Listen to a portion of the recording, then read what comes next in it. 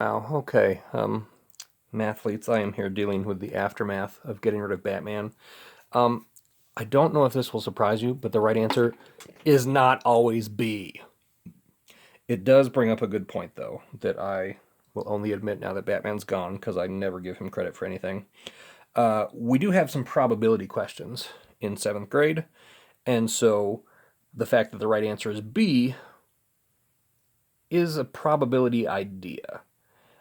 If you ever have to guess on a test question, you do always want to have a favorite letter.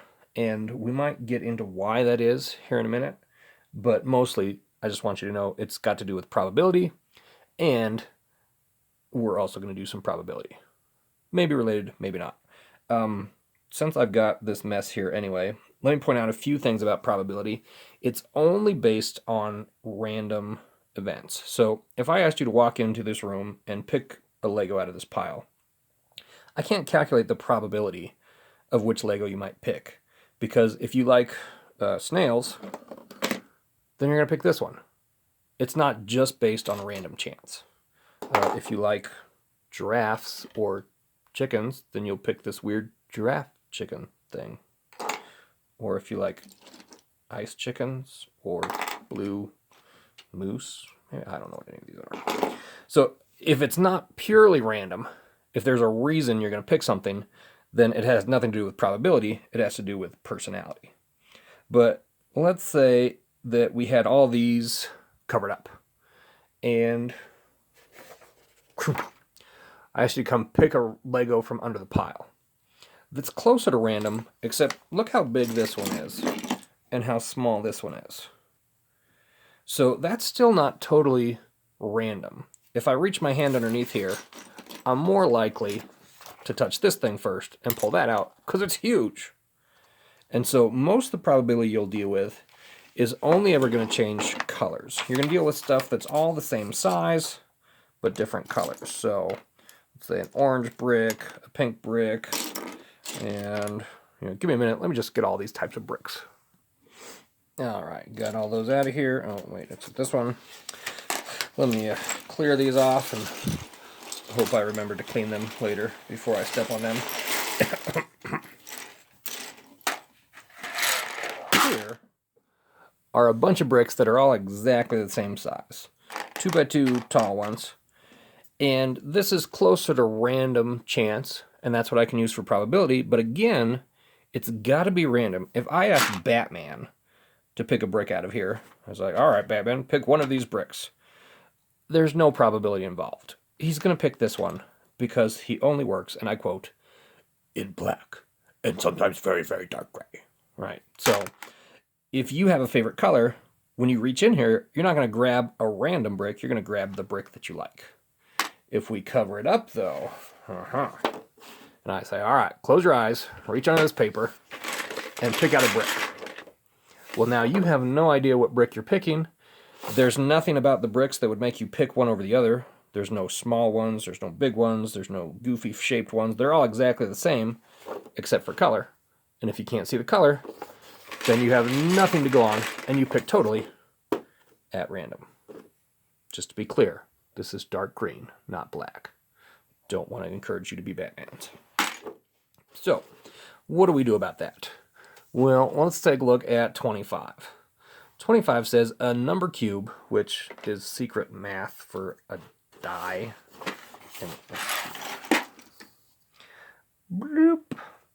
I'm trying to figure out why on earth math can't just use the word die. Maybe because people don't realize that if you only have one of these, that it's called a die, and two of them are dice, and there's no such thing as dices, but I digress. A number cube that's a cube, aka 6 sides, and it's got numbers on each side, and not just any numbers. It's always got the numbers 1, 2, 3, 4, 5, and 6. So, I got my number cube, and it says it's rolled 20 times. So I pick it up, I roll it 20 different times. I don't have a Lego die, otherwise I would show you, but hopefully you get the idea. Each time the number cube was rolled, the number showing on top was recorded. The table shows the results. So, number showing on top face. I rolled this 20 times, and 0 times got a 1 on top. So if I'm playing a board game, I'm probably pretty good at it because I'm getting bigger numbers more often. Maybe possibly cheating. That's an interesting question for later in life. Your college stats class will help you determine that. I rolled a 2 3 different times. I rolled a 3 on that number cube 3 different times. 4 was my big hitter. I rolled 4 more than anything else. In fact, twice as much as I rolled a 2 or 3. I rolled a 5 just 3 times, and I rolled a 6 a bunch of times, and in fact, made the combination 6-5, which makes this my new favorite problem in the world, because 65 is the best number. Not that I'm biased. Anyway, based on the results, what is the experimental probability that the next time the number cube is rolled, it will land with 5 or 6 showing on the top face? Well, there's a bunch of words, right? Experimental probability. What does that mean? We'll talk about that in a second. And then, oh man, that's really the only word you don't know. Based on the results, so we're only looking at this table. And that's a clue for what experimental probability means. If I asked you to find the probability of a number cube, I just handed you a number cube. I was like, hey, what are the chances of rolling a 5 or a 6? You shouldn't need to do any table, any tests, any trials, nothing. You can look at the number cube, and you can use what you know about the number cube to figure out this probability. And so what this is asking for is not based on a hypothetical situation, but based on what we've actually done. And so when I talked about cheating, we might really have a cheating die here. If you wanted to know if it was a fair die, meaning you were just as likely to roll any number, or if it was a weighted die, meaning someone had built this one specifically to land on a certain number, well, then you would want to test it. And that's what they're doing here. And then if you compare your test to real life, or sorry, not to real life, to the real probability that you would get from just a plain number cube with no data, then you could guess, okay, this is probably fair, this is probably not fair. Again, something for your college statistics classes. All we want to do is we want to make sure that we only focus on the data we have here, but also focus on all the data. So I know that these should all add up to 20 because it says it was rolled 20 times. Let's double check, make sure it does. 0 plus 3 is 3, plus 3 is 6, plus 6 is 12, plus 3 is 15, plus boom. All right, I rolled it 20 times, and that's always going to be the base of my probability. Everything always goes on the bottom. Okay. So when I do probability, it's always going to be a fraction, and the bottom's always going to be everything it could possibly be. In this case, 20 different times. And now on top, it's going to be, I'm going to move this over so I can actually write. It's going to be my thing. What am I looking for? And here, I'm looking for a 5 or a 6. Now, be careful here. I don't put 5 or 6 on top, because if I were talking about the number 5 and the number 6, then the everything it could be, there's only 6 everythings it could be. I'm talking about this column here. How many times out of the 20 times I rolled did I roll a 5 or a 6? So I'm looking at this side of the table, and I had 8 of those times that I rolled a 5 or a 6. The thing I'm looking for happened 8 times, and everything, including my thing, including everything else, happened 20 times. And so this is the probability, but because it's a fraction, we always want to reduce. Okay? If you have trouble reducing fractions, there's a long, boring method where you write every prime number you can think of. So, 2, 3, 5, 7, 11, 13. A whole bunch more, but it gets kind of boring after a while. And it's much easier to just get better at multiplication facts. Also, you might not even know how to write all the prime numbers, which is a different lesson. Message me if you need that skill. What I do when I have that list is I start with the first one, and I see if I can divide top and bottom by that first prime number. I totally can. 8 and 20 are both even, so I divide by 2, and I get 4 over 10. And then I check again. Can I still divide top and bottom by 2? Yeah, I still can, because 4 and 10 are both even. So divide by 2, I get 2 over 5. And there's a long method where you sometimes go through this whole list, sometimes don't. If you ever notice you have a prime number on top and bottom of the fraction, you could stop right there. You are done. This is simplified. The probability of rolling a 5 or a 6, again, based only on this experiment, not based on a theoretical number cube, not based on what you might roll in your life, based on what this experiment showed. What's the probability I'll get a 2 or a, sorry, I'll get a 5 or a 6? It's 2/5, because out of the 20 times they tested, 8 times were what I was looking for, and when I simplify that down, I get 2/5. Okay? Last quick note, if you get good at your multiplication tables, and you should, then you'll also be able to look at these and realize 4 is their greatest common factor. I could have gotten from 8/20 straight to 2/5 by dividing top and bottom by 4. So, practice your multiplication facts. Just because you might not need them doesn't mean you can't use them. They're magical. Let's talk about Tara. Tara has 2 bags of marbles, or cookie jars of Legos. The first bag contains 6 red marbles, 5 blue marbles, and 4 green marbles. The second bag contains 3 red marbles, 2 blue marbles, and 4 green marbles. Tara will randomly select 1 marble from each bag. So this totally works for probability. She's randomly selecting them. Either she doesn't have a favorite color, or her eyes are closed, or the bag's not clear plastic and she can't see them when she picks. Okay? What's the probability that Tara will select a blue marble from each bag? This gets a little intense because I have 2 different probabilities. Okay? So think about my everything first. What is my everything here? Well, I go and I pick 1 marble from the first bag. Okay? So I've got 6, 5, and 4.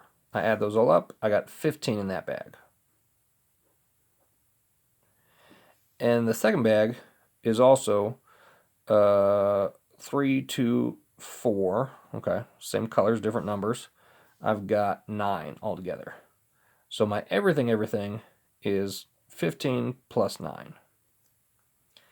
But I don't have 15 plus 9 in the same bag, so I want to keep these separate.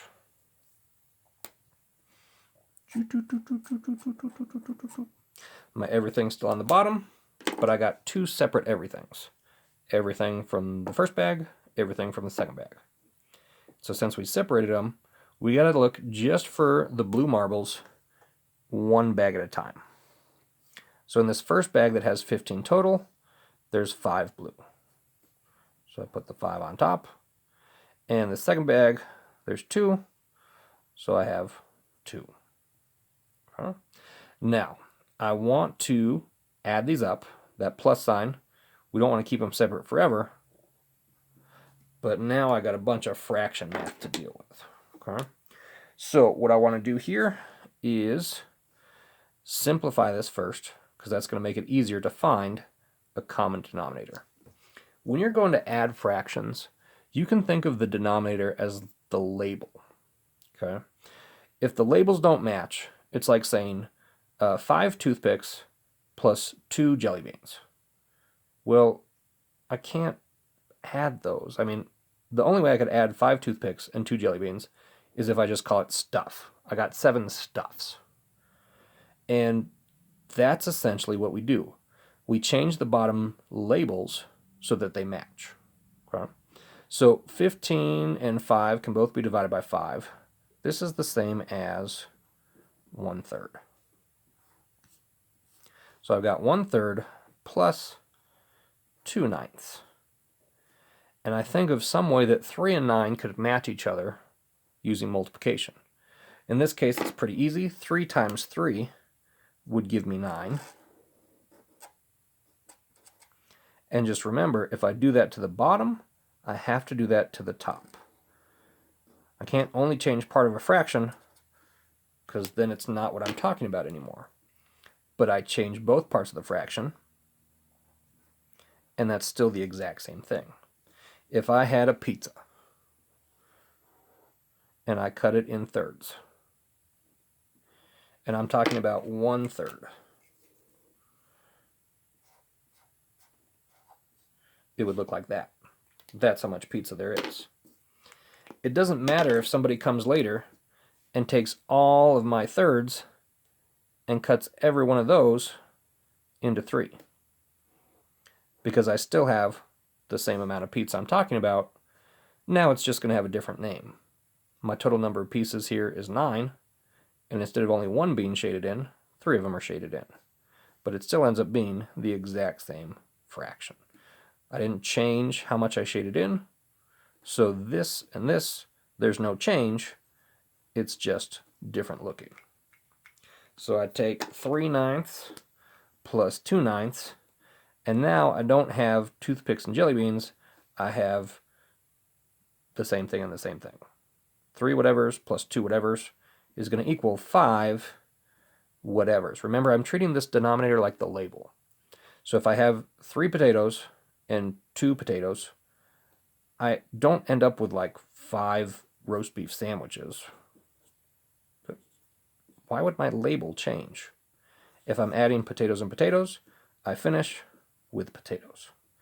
And then looky here, zoop, zoop, zoop, zoop. That's my probability. So this skill is a little rough, because if you're not good at multiplication and your multiplication facts, and you're not good at fractions, then you might accidentally get an answer wrong just by knowing the right information and struggling to do the math.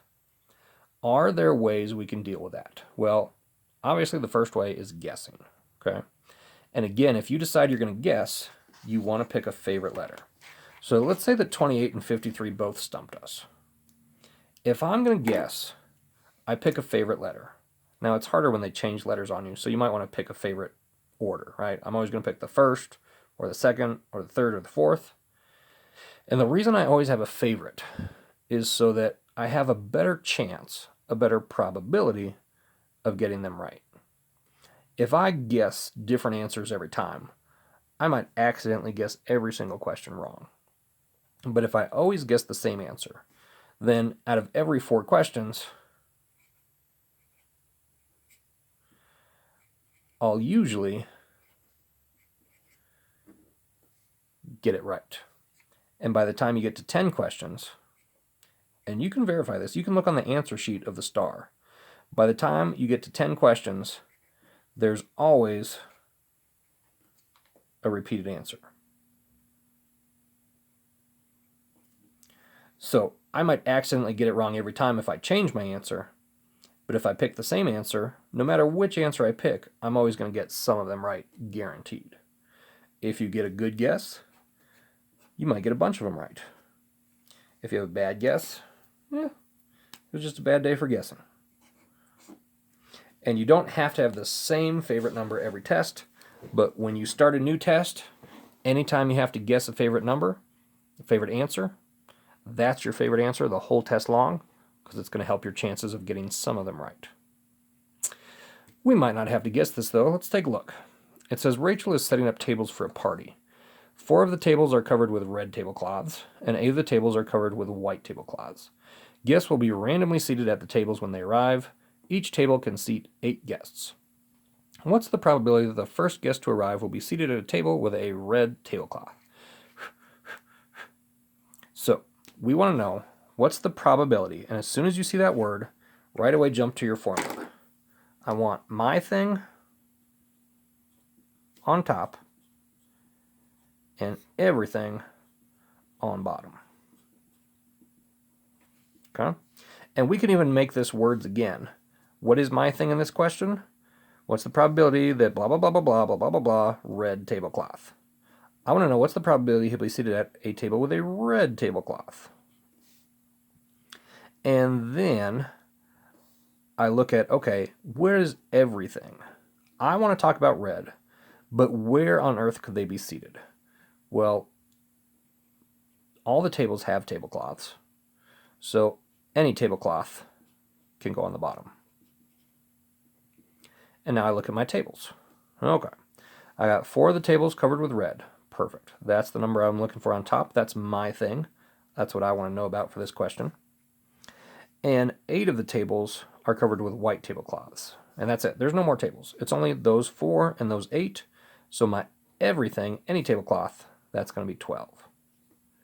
Now, not surprisingly, I don't see 4/12 over here. So what I want you to do is I want you to simplify 4/12 and tell me, do you get 1/2, 1/3, 1/4, or 1/8? Okay? That's a little fraction test for you. And we're going to move on to the next one. On Roberto's shelf, there are 6 mystery books, 5 science books, 4 history books, 3 adventure books. Roberto will randomly choose 1 book to read. What is the probability that he will choose an adventure book? Okay. So now I want to actually, if I can, I'll check my Lego stash over here. I'll see if we can get a visual representation of this. Just a second. All right. Here is Roberto's library. Okay. He's got 6 mystery books. 1, 2, 3, 4, 5, 6. He's got 5 science books. 1, 2, 3, 4, 5. 4 history. 1, 2, 3, 4. And 3 adventure. 1, 2, 3. Okay. This is all the books on his shelf. He's going to randomly choose 1 book to read. Okay. So this isn't like how any normal person would choose a book. Normally, you'd walk up to the bookshelf. You'd be like, which of these books do I feel like reading today? I'm going to look at each one and I'm going to decide. That's not what Roberto's doing if it's random. He's like, I'm going to put all the books on the shelf, and I'm going to dump them all out, and whichever books are facing face up, I keep those, and then I'm going to put the rest off to the side. And I'm going to dump them out again, and I'm going to keep dumping them out until there's only 1 left that's face up. And obviously that's never going to happen here. So there we go. Face down World War II. Okay. So it's got nothing to do with what Roberto likes. It's only got to do with pure random chance. Maybe he's also just going to make a list of books and put them in a hat and pick one of the titles. Or maybe he's going to... I have no idea how you'd randomly pick a book. I always pick one on purpose. Okay. But these are all the books he could pick. And so we've got 1, 2, 3, 4, 5, 6, 7, 8, 9, 10, 11, 12, 13, 14, 15, 16, 17, 18 possible books.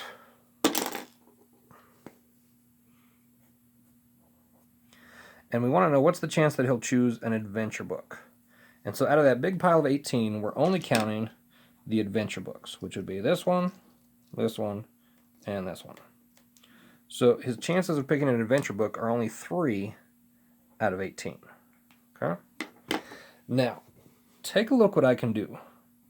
I can put these 3 in groups of their own. And then I can start scooting these other books over to match. Okay? There's that. Second book in this pile, second. I guess it's the third book. Fourth book, fourth book, fourth book, fifth, sixth.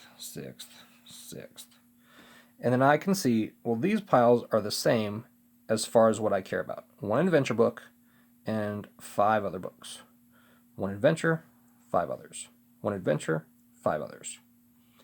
And we're only talking about adventure books, so it doesn't matter that some of these are history and some are science and these piles don't match, because the categories are adventure book, not adventure book.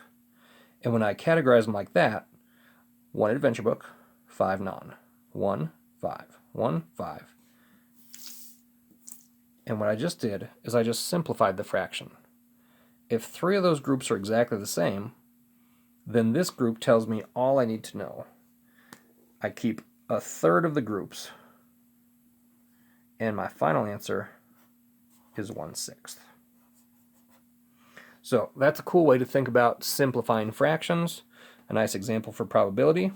What I want you to do while I spend the next possibly 10 or 12 years of my life cleaning up this Lego mess is to go ahead and try these problems here. We already got the Roberto problem. So